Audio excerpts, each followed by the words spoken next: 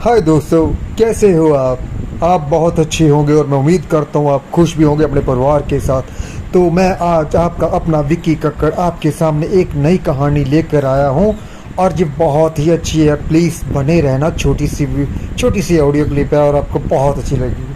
तो एक दंपति, एक जोड़ा होता है जो इकट्ठे रहते हैं। एक संत महात्मा जी उनके घर अक्सर आया जाया करते थे। इस बार भी वो आए हुए हैं। तो वो जो उनके घर वाले हैं, जो औरत के, वो देखते हैं कि वो उनके जो मियाँ साहब है बहुत परेशान है और वो इधर उधर उदास बैठे हैं, कभी वहाँ घूम रहे हैं कभी वहाँ।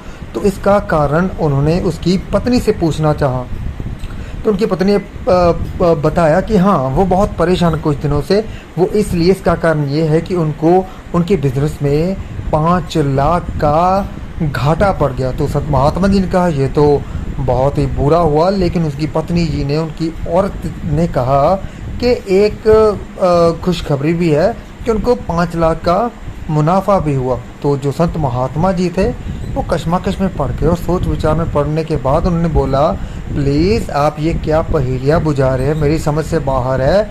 एक ही काम कैसे हो सकता है, 2 ही काम कैसे हो सकते हैं एक पल में?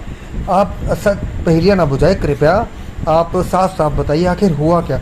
तो औरत ने बताया कि इनको 5 लाख का मुनाफा हुआ है, लेकिन इन्होंने अपने बिजनेस से उम्मीद लगा रखी थी इनको 10 लाख का मुनाफा होगा।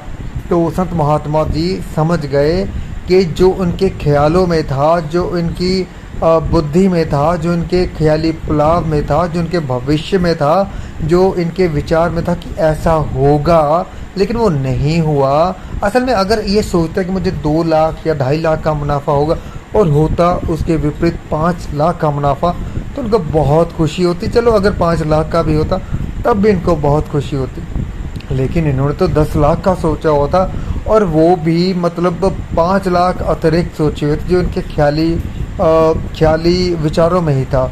तो वो इनके दुख का कारण बना। तो इस कहानी से ये सोचने को मिलता है हमें कि हम उस बेकार सी चीज़ पर सोच विचार विमर्श करके परेशान हो रहे हैं जो कभी हमारी थी ही नहीं यार, जो सिर्फ ख्याली पुलाव में ही था। तो कहने का मतलब ये है भाई, जो हकीकत बन सके, जिसका हकीकत में संभव हो, उसी के बारे में विचार विमर्श कीजिए और उन्हीं के बारे में चिंतन कीजिए। जो ऐसे ख्याली पुलाव बना रखे हैं उनके चिंतन से कोई फ़ायदा, कोई लाभ नहीं होगा, उसका सिर्फ आपको नुकसान ही होगा। तो ऐसा कतई ना कीजिए, ये मेरी आपको प्रार्थना है, हाथ जोड़कर विनती, ऐसा मत कीजिए। तो इसी के साथ मैं अलविदा लेता हूँ इस छोटी सी कहानी के साथ। उम्मीद करता हूँ ये आपको बहुत पसंद आई होगी। जय